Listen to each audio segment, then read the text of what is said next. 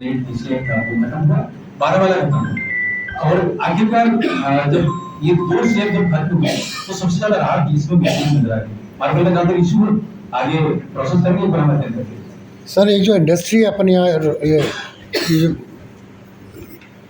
पत्थर पिसता है वो सारा आजकल गुजरात जा रहा है, क्योंकि यहाँ की इंडस्ट्री को फ़ायदा ही नहीं मिल रहा है। उस पर जीएसटी और वो ज़्यादा वहाँ रिलैक्सेशन, तो उसको लेकर भी जैसा भाई ने कहा, उसको लेकर भी कोई समाधान नहीं निकला।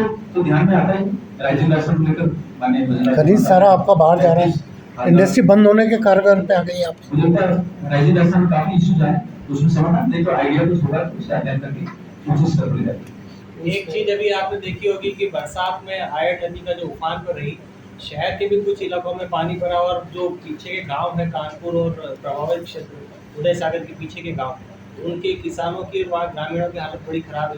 फूल जी भाई साहब ज़्यादा जवाब दे पाएंगे इस विषय में कि उनको किस तरह की राहत दी गई अभी तक। एक विषय में जोड़ देता हूँ, कल WRD वाटर रिसोर्स डिपार्टमेंट के जो टॉप ऑफिसर्स के साथ बैठे, उनका आइडिया है कि उदय सागर का जो पानी निकास का जो व्यवस्था है वो सुधार होनी चाहिए। दूसरा, वहाँ का जो एक्सेस पानी हो जाता है उसको आगे की तरफ जयसदन के साथ कनेक्ट करने का भी उनके पास एक वैकल्पिक प्लान है, उसमें हम चर्चा करें। बाकी चीजें उन गांव वालों की डिमांड भी है कि उदय सागर के गेट बढ़ा दिया जाए ताकि चक्कर से हो जाए। बहुत मतलब महत्वपूर्ण मुद्दा उठाया आपने, ये प्रश्न पूछा है। इस मुद्दे को जब मैं 2013 में सरकार में गया तब से मैं लगा कि इस उदय सागर का आउटलेट को चौड़ा किया जाए। उस टाइम पर वसुंधरा जी के सामने मैंने रखा और पूरा तथ्य को मैं सामने रखा, तो उन्होंने स्वीकृति भी देने के लिए हाँ कर दी थी, मगर बजट थोड़ा ज़्यादा था और वन विभाग का वहाँ पर एक ऐसा रोड़ा था जो हम पूरा कर नहीं पाए थे। मगर उसके बाद में एक बार वो जो आउटलेट की वजह से जो बाढ़ आई थी, उसके बाद में हमने इसको उदय सागर का गेट को हमने पहले ही बरसात के दिनों में 18-20 के पास ही रखे थे, मगर बरसात 2-3 बार हमारे को चकमा दे गई कि भारी बरसात होने वाली है, भारी बरसात होने वाली है। स्कूल में छुट्टियां भी दे दी और एक बूंद भी नहीं गिरी। तो हमने कहा ये ऐसे ही करते करते कहीं हमारा उदय सागर खाली नहीं रह जाए, तो हमने 20 फीट के गैस को उसको मेंटेन किया और एक ही बारिश ऐसी आई जो हमारा सब आंदोलन खत्म कर दिया। उस दिन स्कूलों में भी छुट्टी नहीं हुई, स्कूलों में भी सुबह छुट्टी थी। ऐसा भगवान की इस प्रकृति को तो कोई जज कर नहीं सकता है। तो वास्तव में पहली बार है मेरा जो आकलन था तो ये गलत साबित हो गया कि ये 2-3 फीट में हमारा ये क्षमता बढ़ जाएगी, मगर इतनी जबरदस्त बारिश जो हमारा जो मदार का 10-10 फीट चादर चलना हमारे लिए बहुत ही दुखदायी रहा। और ये एकदम पानी का भराव बढ़ गया, आउटलेट कम होने की वजह से हमारा कानपुर हो, खरबिड़िया हो, मटून हो, कमलोद हो, पनवाड़ी हो और चाहे हमारा भोई की कचौली हो, ये सारे के सारे किसानों को बहुत बड़ा नुकसान हुआ। तो इसके लिए मैंने उसी टाइम में जब ये जो हुआ तो मैंने वहाँ पर विधानसभा में भी उठाया कि भाई अब इसकी और कोई गुंजाइश नहीं है जब तक इसका 2 रास्ता है। एक तो इसका आउटलेट है जो इसको चौड़ा कर दें, और एक रास्ता और हमने खोजा है जो बागदड़ा से उधर हमारा जैसमन को बनने के लिए जैसे उस जो हमारा ये बागदड़ा का जो ये निकट बना हुआ है उसके नीचे से बागदड़ा में भी जाएगा और उसके नीचे से वापस हमारा जैसमन कर सकता है। फूल सिंह जी, सबसे बड़ी बात है कि आयड़ नदी का जो डेप्थ है वो ख़त्म हो गई, 10 फीट ऊपर आ गई है आयड़ नदी। उससे जो उसकी भराव क्षमता है वो ख़त्म हो गई आयड़ की। जितना पानी अब की भरा है वो तो कुछ भी नहीं है 73 के मुकाबले। ऊपर 10 फीट आप ऊपर ले आए आयड़ नदी को तो कहाँ जाएगा पानी, यही करेगा। 2006 में जो सीन था वो इस साल भी हुआ, इसके बीच में पिछले 2-3 बार तो आपकी सरकार रही है, तो जिस प्रयास ही हुए समाधान क्या निकला इसका? इस 10 फीट को कैसे वापस नीचे ले जाओगे? 2006 की बाढ़ के बाद में कंटीन्यूएशन प्लान के अंदर बाकायदा प्रस्ताव बना के सरकार को भेजा हुआ 40 करोड़ का उसका एस्टिमेट ही बनाया, बढ़ के आज 56 करोड़ हो गया। सरकार क्या कर रही है? वहीं पेंडिंग पड़ा हुआ प्रस्ताव। वास्तव में आपका जो ये पॉइंट बताया है तो इसके बारे में सरकार से बात करेंगे और जो भी समाधान होगा उसके बारे में कहीं कहीं अच्छा करने का प्रयास करेंगे। सर, मेरा जो प्रश्न- बहती नदी है इसको भरते ही रहेंगे कि भराव डाल डाल के, इसकी भराव क्षमता तो वैसे ही कम कर दी है हमने। आपने जो बताया है इसके बारे में ये 10-12 साल में तो कोई ऐसी समस्या नहीं आई है, मगर अभी जो आई है तो इसके बारे में कुछ न कुछ आपका पॉइंट पे गहनता से जानकारी लेके और विधानसभा में बात करेंगे और इनके जो हमारे जो इरिगेशन डिपार्टमेंट के जो अधिकारी है उनसे भी सलाह मशवरा करेंगे इसमें अच्छा क्या कर सकते हैं ताकि जनता को राहत मिल सके। सर, मेरा प्रश्न जब डिटेलिंग करेंगे तो बहुत सारे सकारात्मक बिंदु उसमें नजर आते हैं पूरी इकोनॉमी में। और आपने ये भी देखा होगा कि आम जन की जिंदगी में बदलाव आया है।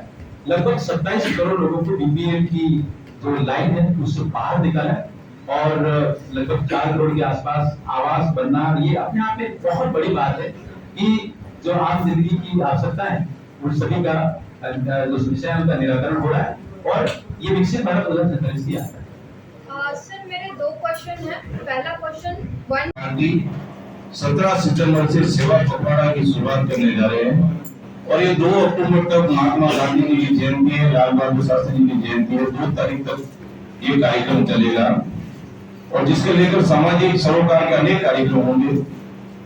उसमें रक्तदान का कार्यक्रम भी है, स्वच्छता अभियान का भी कार्यक्रम, हम सार्वजनिक स्थानों पर स्वच्छता अभियान भी करेंगे, विकसित भारत की चित्रकला की प्रदर्शनी का कार्यक्रम भी करेंगे और वो 2 अक्टूबर को कार्यक्रम में उससे पहले प्रधानमंत्री के व्यक्तित्व और कर्तव्य के बारे में एक फिल्म की प्रदर्शनी का भी कार्यक्रम रखेंगे हम लोग और उसके अलावा प्रभुचन का एक सम्मेलन भी हम आयोजन करेंगे। प्रधानमंत्री की जीवनी पर एक पुस्तक आई, उसका भी हम विमोचन का कार्यक्रम करेंगे और पुस्तक का वितरण का कार्यक्रम भी करेंगे। 21 सितंबर को फिट इंडिया हिट इंडिया को लेकर और युवाओं में युवा मोर्चा द्वारा मैराथन दौड़ का नमो मैराथन का कार्यक्रम का भी आयोजन किया जाएगा। 25 सितंबर को जनसंघ के संस्थापक सदस्य दीनदयाल उपाध्याय जी की जन्म जयंती, उस दिन हम उनका पुष्पांजलि का कार्यक्रम तो रखेंगे और उसके अलावा संगोष्ठी का कार्यक्रम भी होगा। लोकल फॉर वोकल, जिसको लेकर हम सबको पता है कि आत्मनिर्भर भारत के लिए और जहां पर हिंदुस्तान के जो छोटे छोटे जो श्रमिक है उनके जहाँ पसीने की बूंद जहाँ गिरी है, जो उन्होंने परिश्रम किया, तो सबको लेकर लोकल फॉर वोकल का एक कार्यक्रम का आयोजन किया जाएगा।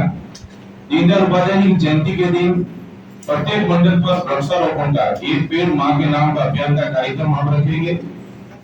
2 अक्टूबर को गांधी जी की जयंती और उस दिन हम स्वच्छता अभियान तो चलाएंगे, लेकिन उसके अलावा प्रत्येक व्यक्ति खादी की वस्तु खरीदे उसका भी कार्यक्रम मंडल से हम रखेंगे और सांसद खेलकूद प्रतियोगिता जो 29 अगस्त से शुरू हो गई थी 20 सितंबर तक चलेगी, जिसके बारे में सांसद साहब हमको बताएंगे।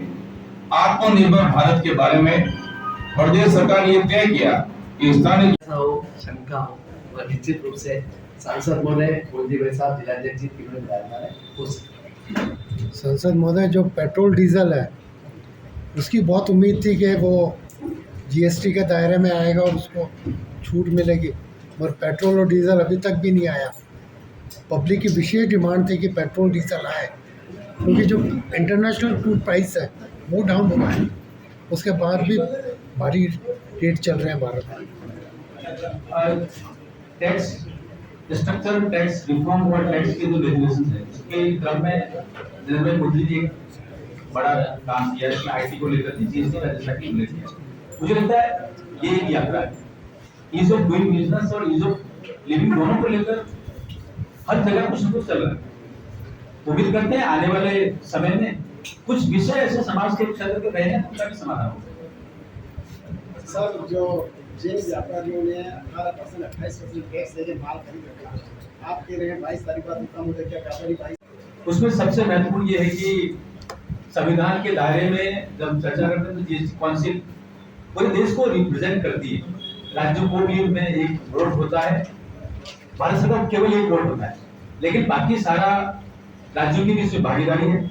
तो महत्वपूर्ण ये है कि ये जो भी जीएसटी 2.0 जिसको हम कह रहे हैं, इसमें सब जगह से समर्थन मिला है। इसका मतलब ये है कि पूरे भारत का ये एक रिफॉर्म है, निर्णय है, लोकतंत्र को ताकत देने वाला है और जिसको कहते हैं फेडरल स्ट्रक्चर को साथ में लेकर चलने वाला है। महत्वपूर्ण चीज ये है कि निर्णय तो लेने पड़ते हैं और निर्णय लेने के लिए एक दृढ़ संकल्प चाहिए। वो माननीय नरेंद्र भाई मोदी जी के मन में है, कार्यप्रणाली में है, चिंतन में है। इसलिए वो हमेशा कहते हैं कि रिफॉर्म, परफॉर्म और ट्रांसफॉर्म। तो ये जो रिफॉर्म, परफॉर्म, ट्रांसफॉर्म जीएसटी में नजर आता है। कुछ महत्वपूर्ण बिंदु जो जीएसटी सुधार के संबंध में है वो आपके सामने इस प्रकार से रखता हूं। नंबर 1, ये लगभग 500 जो वस्तुएं हैं उनको सस्ता करने वाला निर्णय है। इसमें पहले 4 स्लैब होते थे, वो अब 2 हैं। 28% और 12% अब समाप्त हो चुका है। जब 28 और 12% की बात करें तो एक सूचना जरा सी बहुत महत्वपूर्ण है। 12% स्लैब में जो भी आइटम आया करते थे उन वे सारे आइटम 99% आइटम सस्ते हुए और दूसरा जो 28% में आते थे वो लगभग 91% सस्ते हुए हैं। तो मोटे तौर पर ये एक राहत देने वाला जीएसटी का सुधार है। और ये जो सुधार है इसमें ऐसा ध्यान में आता है कि 12% से यदि 5 पर आता है तो लगभग 7% का टैक्स का इसमें राहत मिलती है और 28 से 18 पर आता है तो लगभग 10% का मिलता है। सीधा सीधा समझने के लिए ध्यान में आता है। अब ये जो सुधार है इसमें लगभग 2 लाख करोड़ की राशि बचत के रूप में आएगी और ये जो बचत के रूप में आएगी ये पूरे इकोनॉमी को ताकत देगी। अब हम क्रमशः विश्व के 3-4 इकोनॉमी में हम लोग हैं, तो उसमें जो ये जो बचत है वो कैसे ताकत देती है इसका एक छोटा सा सूत्र है कि निवेश, जब बचत होती है तो इन्वेस्टमेंट होता है, जब इन्वेस्टमेंट होता है तो प्रोडक्शन अधिक होता है और उसकी खर्च करने की ताकत समाज की होती है, क्षेत्र की होती है। तो जब प्रोडक्शन अधिक होता है तो जॉब क्रिएशन भी बहुत होता है। ये पूरा एक साइकिल बनता है। इस प्रकार से जब एक बहुत बड़े स्केल पर जॉब जब होते हैं तो वाइडर जो टैक्स पेयर की संख्या तय होती है, पुनः एक बड़ी ताकत पूरे इकोनॉमी को, पूरे समाज को मिलती हुई दिखती है। इसी भाव को लेकर माननीय नरेंद्र भाई मोदी जी की सरकार ने ये जो पहल की है। महत्वपूर्ण ये है कि कुछ बिंदुओं पर चर्चा करें कि कैसे कुछ आइटम सस्ते हुए। एजुकेशन फॉर ऑल, इसमें नोटबुक, पेंसिल और कलर जैसे ये सारे सारे टैक्स फ्री हुए हैं। एसेंशियल फूड है जिसमें दूध है, पनीर है, ये सारे सस्ते हुए हैं। और स्वास्थ्य और फिटनेस से संबंधित जितनी भी उसमें 0% का जीएसटी हो गया और जो लाइफ इंश्योरेंस है वो 0 हो गई। तो अपने आप में एक बड़ी ताकत इसमें मिलती हुई दिखती है। ये उदाहरण है, बाकी थोड़ा डिटेलिंग करें तो ये ध्यान में आता है कि जो माता बहनों की जो किचन की सामग्री है वो 12% से घटकर 5% हो गई। डेयरी का जैसे मैंने निवेदन किया वो 18 से 5 पर आ गया। किचन के दूसरे जो आइटम है जिसमें बटर, घी और बर्तन संबंधी है वो 12 से घटकर 5 हो गए। कुछ उदाहरण आपके सामने प्रस्तुत है। ये बात तो महत्वपूर्ण है कि कुछ चीजें हुई है, लेकिन एमएसएमई भारतीय कृषि में सबसे ज्यादा रोजगार के अवसर है। एमएसएमई उसके बाद दूसरे नंबर पर लगभग 11 करोड़ लोगों को रोजगार देता है और लगभग 45% आइटम एक्सपोर्ट होता है। एक्सपोर्ट की जो भी मात्रा है उसमें लगभग 45 से 50% शेयर है। एमएसएमई को बहुत बड़ी ताकत इसमें मिली है। थोड़ा ये बात तो हो गई कि इसमें राहत मिल रही है। थोड़ा तुलनात्मक रूप से देखें तो ये ध्यान में आता है कि जो सीमेंट है वो यूपीए सरकार के दौरान 30% थी, वो 18% पे है। तो ये भी अपने आप में है कि वो कंस्ट्रक्शन का सेक्टर है वो कैसे तेजी से आगे बढ़ेगा, मजबूती मिलेगी और कंस्ट्रक्शन सस्ता होगा। रेस्टोरेंट में यदि जाते थे तो यूपीए के टाइम में 21% था, अब ये 5% जीएसटी पर आया है। तो एक बदलाव दिखता है कि आम जिंदगी को कैसे राहत मिली है। जो मिनरल वाटर जैसा एक छोटा सा आइटम का उदाहरण देखें तो पहले यूपीए के टाइम में 28% था, अब ये 5% पर है। और कुछ मीठा हो जाए ऐसी बातें हम सभी सुनते थे, वो अब उसमें भी लगभग 12% की राहत माननीय नरेंद्र भाई मोदी जी के इस सुधार से, इस बड़े सुधार से देखने को मिलती है। बाकी सारी चीजों के साथ में पूरी इकोनॉमी के सारे क्षेत्र आप सभी के ध्यान में, जैसा मैंने संकेत किया कि लगभग 500 आइटम सस्ते हुए हैं और पूरी इकोनॉमी की ताकत मिलती है। कुछ चीजें जिसकी ज्यादा बात कर सकते हैं, डायबिटीज और उच्च रक्तचाप जैसे हाइपरटेंशन, कैंसर के लंबे खर्चा उठाने की जो बात थी, वो उसमें बहुत आइटम जो है बहुत महंगे थे, वो सस्ते हुए। बायो मेडिकल कचरा उसके निस्तारण की एक प्रक्रिया वो भी 5% से नीचे आ गई। सारी चीजें एक रूप में देखें तो एक शब्द में कह सकते हैं कि चाहे गांव हो, चाहे शहर हो, चाहे व्यापारी हो, चाहे नौकरी वाला हो, चाहे किसान हो, चाहे उपेक्षित वंचित हो, सबकी जिंदगी में ये जीएसटी का जो सुधार है वो सकारात्मक बदलाव ला रहा है, खुशी ला रहा है। इसलिए ये महसूस करेंगे हम कि दिवाली से पहले एक गिफ्ट है, दिवाली का धमाका है। और 22 सितंबर से जब लागू होगा, वो सोमवार है और वो नवरात्रि का पहला दिन है, तो ऐसा ध्यान में आता है कि हमारे अपने त्योहार जो शुरू हो रहे हैं वो निश्चित रूप से सरकार के इस महत्वपूर्ण निर्णय से लोगों के चेहरों पर खुशी दिखेगी, मार्केट में बड़ी अच्छी चहल पहल दिखेगी और मन में भाव होगा कि हमने एक समर्थन दिया, नरेंद्र भाई मोदी जी को तीसरी बार लगातार ताकत दी, तो निश्चित रूप से ये सरकार काम करती है और काम करने के साथ ही साथ राहत देने वाला एक कठोर और तेजी से निर्णय भी लेती है। मुझे लगता है ये अपने आप में महत्वपूर्ण है। 2 सूचनाएं मुझे और देनी है।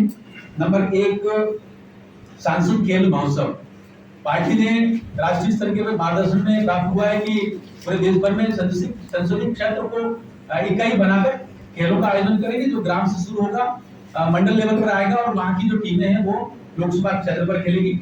इसमें 29 अगस्त से ये शुरू हुआ है और 25 दिसंबर तक जाएगा और क्रम से इसमें बड़ी संख्या में युवाओं को हम लोग क्रिकेट खिलाएंगे, बैडमिंटन भी खेलेंगे, वॉलीबॉल, दौड़, ये सब कुछ होगा। सीनियर सिटीजन और दिव्यांगजन, महिलाएं और बाकी सारे विद्यार्थियों सभी को जोड़ने का इसमें प्रयास करेंगे। पंजीयन चल रहा है, अभी 20 तारीख तक इसका पंजीयन की ऑनलाइन पोर्टल पर तारीख है, वो तेजी से काम आगे बढ़ रहा है। एक सूचना ये भी है कि अभी राजस्थान सरकार को धन्यवाद देते हैं, जिन्होंने केंद्र सरकार के वक्फ संशोधन अधिनियम 2025 के क्रम में ही कहेंगे कि जब वक्फ संशोधन अधिनियम में ये आया कि शेड्यूल एरिया की कोई भी एग्रीकल्चर लैंड या लैंड वक्फ नहीं हो सकती, और उसी क्रम में समाज, संस्कृति और भारत का जो विचार है उसको ताकत देने के लिए धर्मांतरण विरोधक बिल राजस्थान की विधानसभा में पारित किया। माननीय नरेंद्र भाई मोदी जी को प्रणाम है और भजनलाल शर्मा साहब को नमन की, उन्होंने एक बड़ा अच्छा कदम इसको उठाया। समाज में जो एक संस्कृति संहार का जो इकोसिस्टम चल रहा था वो ध्वस्त होगा, क्योंकि इसमें पूरे देश भर में जहाँ धर्मांतरण विरोधक अधिनियम है उसको सबसे सशक्त जो प्रावधान है वो इसमें किए। अगर कोई व्यक्ति अपराधों की पुनरावृत्ति करता है, आजीवन कारावास तक का इसमें प्रावधान किया है। माननीय भजनलाल शर्मा साहब की सरकार को प्रणाम करते हैं। आपने ये भी देखा होगा कि सेवा पखवाड़ा जो कल से शुरू होगा माननीय नरेंद्र भाई मोदी जी के जन्मदिन से, इसमें राजस्थान में गांव की समस्याओं का निराकरण के लिए, शहर की समस्याओं का निराकरण के लिए लगातार कार्यक्रम होंगे, गांव की तरफ जाएंगे। तो उसमें जो बीपीएल से कोई वंचित रहेगा तो उसका भी पुनर्सर्वेक्षण होगा। मुझे लगता है ये भी अपने आप में उसी क्रम में, जैसा कि नरेंद्र भाई मोदी जी कहा करते हैं, देश के 80 करोड़ जो लोग हैं उनके पोषण की आवश्यकता पूरी करने के लिए जो रियायती दर पर भोजन देने की बात जो चल रही है उसमें एक ताकत मिलती हुई नजर आती है।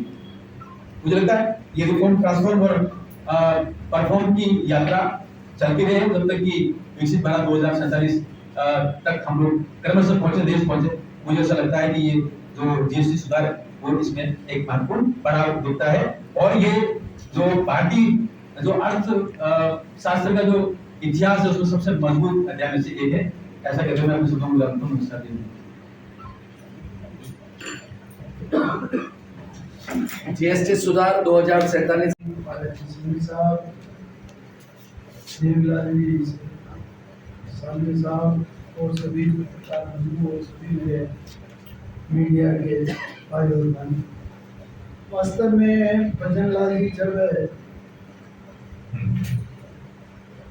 गद्दी संभाली और पहला बजट आया विधानसभा के अंदर, उसमें जो पूर्व सरकारों ने पाँच साल के एंड वाला बजट में जो घोषणा करते थे, उस बजट को देखो या हमारा पहला बजट को देखो, उसमें वास्तव में मैं इस मेरी उदयपुर की जानकारी दे हूँ मैं, तो यह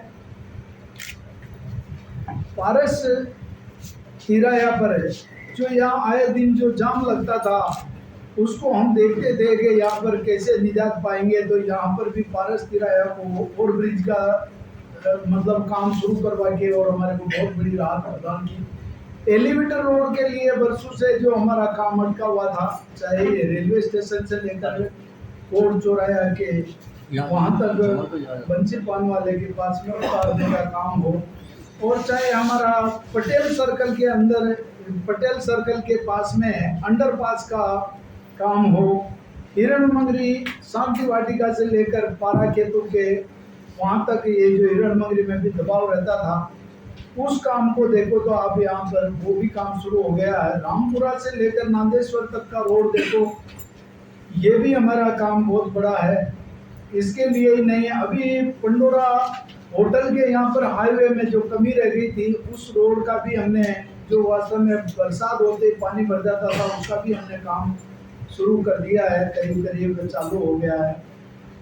यही नहीं, हमारे जो अभी देवारी से प्रताप नगर का जो वास्तव में वहाँ पर है ओवर ब्रिज की जो ज़रूरत है, उसमें भी अभी खामियां रह गई है, तो उसको भी हमने सुधार करने के लिए वापस इसको रोका कि भाई ये जो एयरपोर्ट जाने वाली जो हमारी जो यहाँ की जो पर्यटक की जो संख्या है, उसको देखते हुए प्रताप नगर का ओवर ब्रिज के यहाँ पे भी ऐसा कोई हो ताकि यहाँ के जाने वाले और इधर के उधर के आने जाने वाले के अंदर कोई रुकावट नहीं हो, उसकी पूरी जानकारी हो रही है। और उसके बाद में इसको जो ऐसा बनाएंगे ताकि हमारा पर्यटक के लिए यहाँ उदयपुर से 15 मिनट के अंदर एयरपोर्ट पहुँच जाए।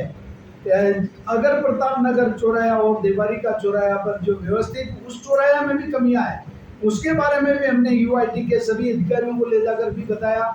और हमारे सरकार के जो पीएचडी के पीडब्ल्यूडी के जो मंत्री है, केंद्र सरकार के मंत्रियों से भी हमने वार्तालाप की, तो वो वास्तव में इसके लिए भी किया। हमारे जो पानी का जो हमेशा पहाड़ी एरिया के अंदर हैंडपंप सूख जाता था, पूर्व सरकार में हमारे जो मुख्यमंत्री जल स्वावलंबन योजना चालू की थी, जो वो बीच में सरकार ने चेंज होने के बाद बंद कर दिया था। उस टाइम पर वसुंधरा जी ने जो ये मुख्यमंत्री जल स्वावलंबन योजना का जो काम किया था, उसमें पानी का लेवल बढ़ गया था, मगर वो बंद हो गया था और वापस हमारा काम शुरू हो गया है, जिससे हमारे एनीकोटों की इनकी जो समस्या आती थी, वो भी आज मेरे ग्रामीण विधानसभा में देखो तो करीब 10 करोड़ रुपए का करीब हमारे ये एनीकट का ऑर्डर आया है। जो मैं एक एनीकट यहाँ जो हमारा जो अमरजोत नदी है, उसको उसके ऊपर एनीकट बनाकर बड़ी का तालाब को भरने के लिए भी हमने उसका प्रपोजल दे रखा है। जो वो नाम चेंज हो गया था, उसको नाई एनीकट में बदल दिया था, तो मैंने नाम का प्रपोजल के लिए उसको दे रखा था। महीना 2 महीने के अंदर वो सारा सही होकर भूमि पूजन नवरात्रा के बाद में करने की स्थिति में है। हमारे 10-10 करोड़ रुपए हमने पीडब्ल्यूडी के माध्यम से रोडों का, चाहे हमारा नॉन वेजेबल रोड हो, चाहे मिसिंग लिंक रोड हो, उसके लिए भी हमने किया है। अनेक ऐसी योजना है जो ज़्यादा नहीं बोलकर मैं तो आपको ये बताना चाहता हूँ कि जैसे हमारे भजन लाल जी जो पहला बजट किया था, जो उस बजट में घोषणा की थी, जो उसके बारे में यहाँ हमारे सभी अधिकारियों को भी पाबंद किया कि भाई किसी की एनओसी नहीं आई है तो उसकी एनओसी में क्या कमी है, क्या देरी है, भूमि पूजन क्यों नहीं हुआ, काम शुरू क्यों नहीं हुआ, जिसमें कोई टेक्निकल कोई कमी है तो उसको भी पूर्ति करके सारा काम का मॉनिटरिंग करके पूरा पूर्व जो बजट में हमारा काम था, जो करीब करीब हमारा चालू भी है और काम में गति भी है। कुछ काम कंप्लीट भी हो गया है, उसका उद्घाटन भी होगा, जैसे हमारे मिचिंग लिंक है या कोई ऐसे में हमारे जो नॉन पेचेबल रोड है उनका भी साथ में।